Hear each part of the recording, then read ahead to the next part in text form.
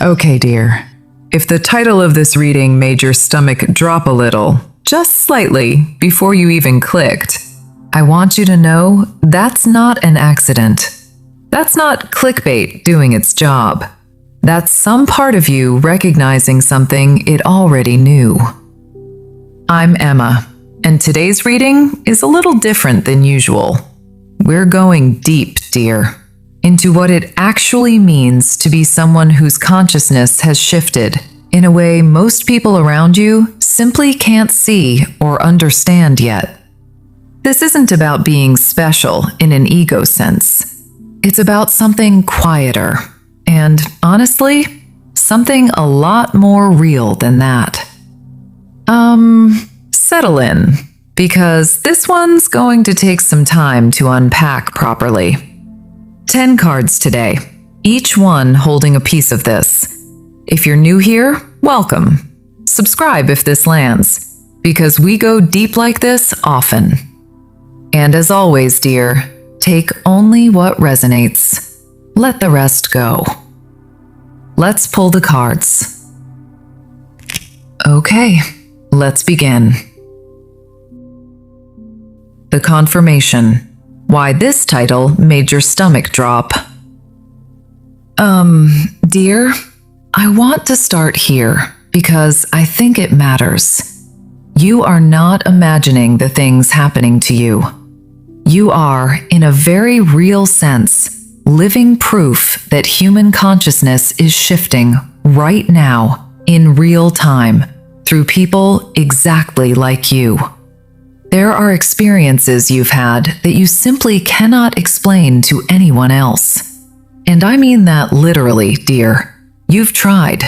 You've opened your mouth to describe a dream that felt more real than your waking life, or a coincidence so precise it felt scripted, or a moment where you just knew something before it happened, and the person across from you gave you that gentle, slightly patronizing smile. That's nice, while their eyes said something completely different. I want to sit with this a little longer, because I think that moment of being met with polite disbelief is one of the loneliest parts of this whole experience. And in that loneliness, you probably started doubting yourself. Maybe you're just seeing patterns where there aren't any. Maybe you're reading too much into things. You're not, dear. And this reading is here to say that plainly. The lonely cycle. Doubt, then confirmation, again and again. This next card speaks to the actual rhythm of what you've been living through, dear. Doubt, confirmation, doubt again, confirmation again. It's genuinely exhausting, and I want to validate that because I don't think enough people say it plainly. This cycle is tiring, but it's also a sign that something profound is unfolding in you. There's a psychologist, Carl Jung, who spent much of his life studying exactly this kind of experience. Not conventional spirituality, but people having encounters that broke the normal rules of psychology entirely. And what he found was this. Awakening isn't simply a shift in beliefs, dear. It's the activation of dormant psychological functions. Think of your mind like an operating system, and most people are only running the basic apps. When awakening happens, the advanced features come online. And here's the part that changes everything. Once those features activate, you can't turn them back off. You can't unsee what you've seen. Your psychological structure genuinely reorganizes itself. That's why you feel so different from almost everyone around you, dear. It's not imagined. It's structural. The universe starts talking back. This card is about what Jung called synchronicity, dear. But I want to be clear about what that actually means here, because most people think of it as just a fun coincidence. You think of a friend, they call. Nice. But that's not what we're talking about. What I'm sensing for you is when synchronicity stops being occasional and becomes a constant, living language. You ask a question in your mind, and the answer shows up on a sign 15 minutes later. A stranger says the exact sentence you needed to hear. A book falls open to the one page that describes your entire situation, like it was written just for you. I want to expand on this, dear, because I think the metaphor matters. It's like you've been walking around with noise-canceling headphones your entire life, and suddenly they come off. The music, the meaning, it was always there. You just couldn't perceive it before. And this is beautiful, dear, but it's also overwhelming and honestly quite isolating, because you can't produce a synchronicity on demand to prove it to anyone. It's a private language between you and the universe. The honesty test. Why it only works when you're real. Here's something important, dear. As this dialogue with reality deepens, you start to notice the meaning isn't always comforting. It's not there to inflate your ego or pat you on the back. It's tied to alignment, what Jung called the self, your deepest truth underneath the personality you present to the world. The moment you try to force a synchronicity or use this awareness to serve your ego, it dries up completely. It's like the universe can tell the difference between authenticity and performance, dear, and it will only keep communicating when you're in real integrity. I think that's actually a humbling, grounding gift. You cannot game this system. It sees straight through you, always. Holding two truths at once. This next shift is a big one, dear. You develop the capacity to hold two completely opposing ideas in your mind at once, without your whole system short-circuiting. Jung called this the transcendent function, and it's not about escaping your problems or floating above them. It's about your psyche becoming spacious enough to actually contain paradox. Most people are trapped in either /or thinking, optimistic or pessimistic, spiritual or practical, logical or intuitive. But when this function activates in you, you can hold both sides at the same time. Grief and gratitude, fully, simultaneously, neither one canceling the other out. I want to sit with this a little longer, dear, because I think it explains a lot about why people around you find you a little confusing sometimes. You can be deeply spiritual and completely grounded, committed to something while detached from the outcome. To a linear mind, that looks inconsistent. But you're not confused, dear. You're comprehensive. Why you can't pick a side anymore. Here's the challenge that comes with that gift, dear. Once this transcendent function is active, you genuinely struggle to participate in most human conflict the way you used to. Arguments require picking a side. Drama needs a clear victim and villain.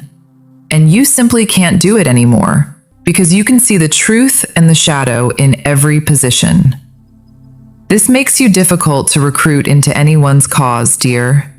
Too aware of complexity for simple narratives. Too conscious of paradox for rigid ideology. It's a peaceful place to stand, honestly. But I won't pretend it isn't also a lonely one sometimes. The dreams that aren't just dreams. Everyone dreams, dear, but I don't think yours have felt ordinary in a while. They've stopped being about everyday anxieties or wish fulfillment. They've become something closer to transmissions, what Jung called communications from the self. Your dreams may have started becoming lucid without you even trying, not in the sense of controlling them, but being consciously present while they unfold. You're the dreamer, the dream, and the witness all at once. Some of these are what Jung called big dreams, dear. The kind you wake from not rested, but changed, moved, instructed. And some go even further than that. Word-for-word conversations you later have exactly as dreamed. Places you've never been that you later find yourself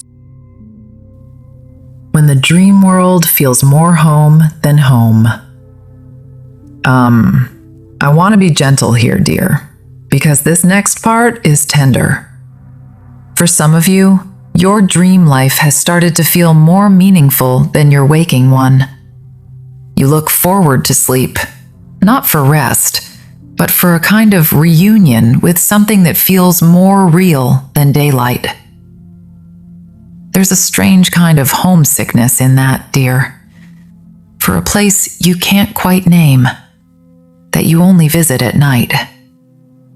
Jung once said, "Who looks outside dreams. Who looks inside awakes." I think what's happening for you is the boundary between those two states is slowly softening, and you're starting to bring the depth and symbolism of your dream life into how you move through your waking one, too. The self cracking open. And now the part that can feel the most disorienting of all, dear. Your sense of identity restructuring itself. Not metaphorically, literally. Most of us operate from what Jung called the ego, the personality, the history, the story of who we think we are. But when awakening deepens, the ego discovers it's not actually the one in charge. It's more like middle management inside something much larger. This can genuinely feel like losing your mind, dear, because in a sense, you are losing the old operating system. You start experiencing yourself as two things simultaneously. The person doing the dishes, having the argument, going to work, and a much vaster, quieter awareness, simply watching that person live their life. Not disconnection, more like a split screen, dear. And oddly, both are completely true at the same time. Living your own myth. And finally, dear, the piece that ties this whole reading together. You start to sense that your life isn't just a string of random events. It's a story with patterns older than you, moving through you. Jung called these archetypes. Your hardships, your relationships, your calling, they're not just personal anymore. They're universal patterns finding expression through your one particular life. This isn't about ego, dear. It's about evolution. What you're experiencing isn't a strange personal glitch. It's part of something Jung called the collective individuation. You're not just living something unusual. You're pioneering something that becomes a little more possible for everyone else, simply because you lived it first. So, dear, if this reading found you today, I want you to know the isolation you've felt in all of this isn't punishment. It's the natural cost of walking somewhere ahead of where most people are yet. You're not broken. You're not too much. You're early. If this landed for you, let me know in the comments, dear. I read every single one. Like this video, subscribe if you're new, and I'll see you in the next reading. I love you. Bye, dear.